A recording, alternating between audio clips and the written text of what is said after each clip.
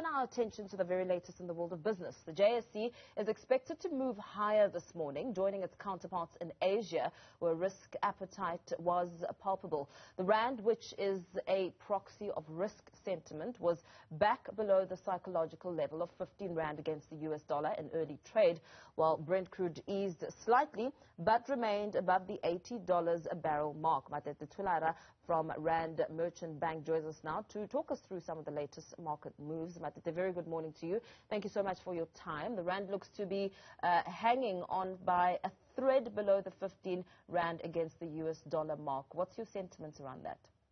Good morning, and I suppose, look, there is quite a lot of pressure for rand weakness, which has eased over the past couple of days. I mean, already this morning we kick-started at 14.99 after holding at 15.20 for the past two sessions. So it looks like the stresses could easily emerge.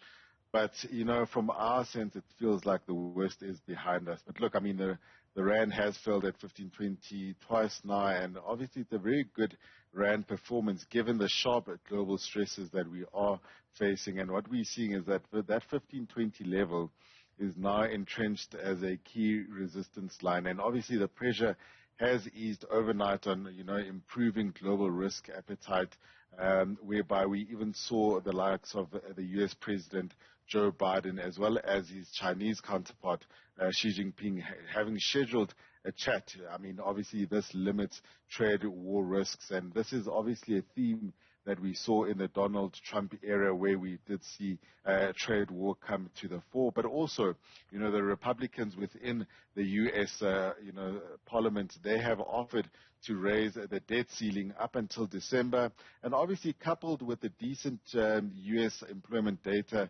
that limits the uncertainty over what the Federal Reserve will do in November. And then obviously, I think another good feel-good factor for the markets over the past 24 hours was the fact that Russia has offered to help Europe with, with its energy crunch. That said, I think over the past 3 months, the rand has lost about 4.5%, but on a year-to-date basis, we've lost about 1.5%. Look, there is quite a lot on the rand market, especially from a risk horizon point of view.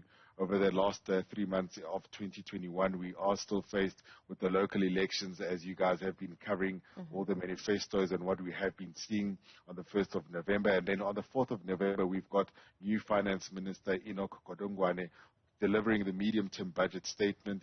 Coupled with that, in November, we do have the last meetings of the Federal Reserve, meetings, and also the local Reserve Bank meetings. That will also give us direction into 2022, whether we could potentially see interest rates being hiked in the year of 2022. But also, locally, we still have the ratings agencies in the last quarter of the year. And I think the other factor that everyone will still be looking at will be the COVID numbers from a global basis. That will obviously, all those factors, when you just couple all of them, that will have an impact on the movement for the rand going into the close of the year. Absolutely. Now, oil prices have slipped again, while gold inches even lower. What are some of the driving sentiments in that space? So look, on the commodity front, it's been a really mixed bag, but I suppose when you just look at the gold price, I mean, that has steadied as markets are obviously weighing the progress on the U.S. debt ceiling impasse, and I think we have seen what the Republicans have done there. And also, gold has also been looking at the rising inflation risks whilst we await the key jobs data that is coming out tomorrow, which is the unemployment numbers and also the non-farm payroll numbers out in the U.S. tomorrow afternoon at 2:30. So I think for the interim, gold is likely to trade in a narrow range before the U.S. labor market data. And obviously the labor data from tomorrow will provide clues to Jerome Powell and his counterparts on monetary policy, because I think this is something that they have been looking for. And obviously this is one of the data points that is very critical for them in terms of their decision making. And just looking at the numbers from yesterday, that could also point to a really strong September for non-farm payrolls. But also, crude may also well continue to climb. I mean, we've seen it now at $80 a barrel, and obviously on the back of this, gold could potentially fall on the promise of a winter of discontent. But I suppose when you just look at, crude being the most important raw material, that is really being carried aloft by a global energy crunch. I suppose, when you look at us locally, we've been talking about ESCOM and all our energy supply issues. Now it's actually a global energy crunch. So on the back of that, I suppose you just look at the higher natural gas prices obviously breed additional demand as users obviously will be switching. On top of that, I mean, OPEC Plus is also not raising the pace at which they are restoring output into the market. So with crude gaining, that is also stoking treasury yields. And the risk, of course, is the fact that the higher the oil price and the higher the gas prices get, the more intense push there will be from governments. And moreover, I think what we are seeing is that, from the U.S., the shale patch may yet raise its game, whilst obviously in China, they could release additional oil reserves that could potentially push the oil price lower. But for now, a lot of people are still backing gold prospects to look far better for the far future than in the interim. TFG, which owns Foschini, Jet, Sportscene and Markham, say they'll be planning on rolling out some big investments in South Africa. What could these investments essentially entail?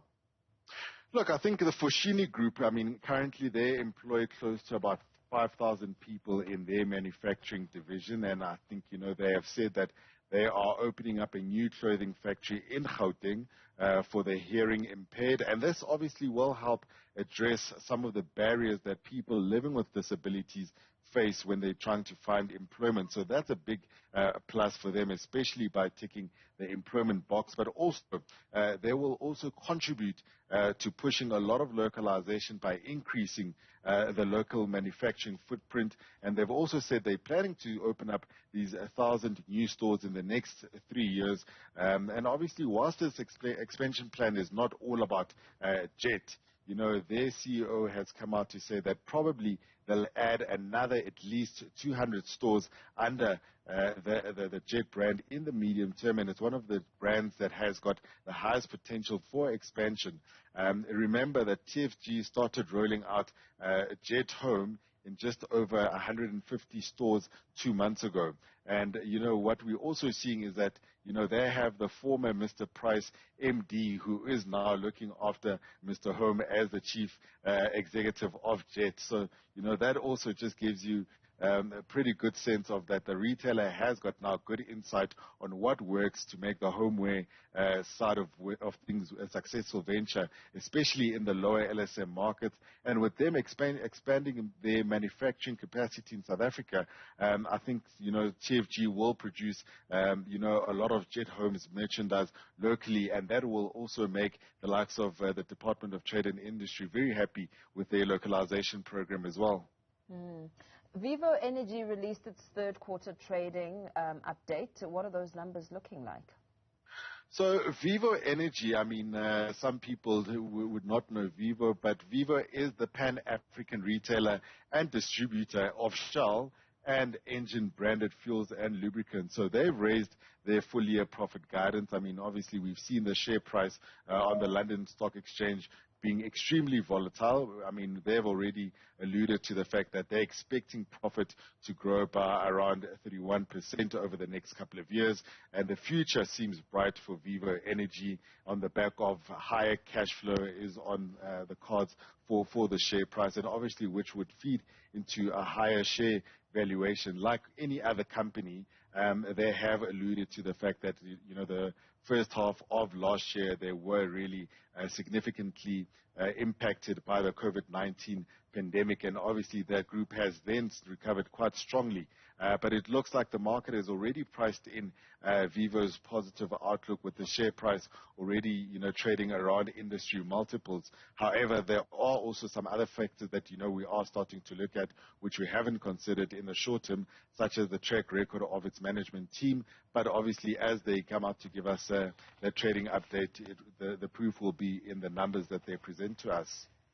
Very well, Matete. Always a pleasure speaking to you, getting some insight on the latest developments in the world of business. Matete Thulare from Rand Merchant Bank talking us through some of those latest developments.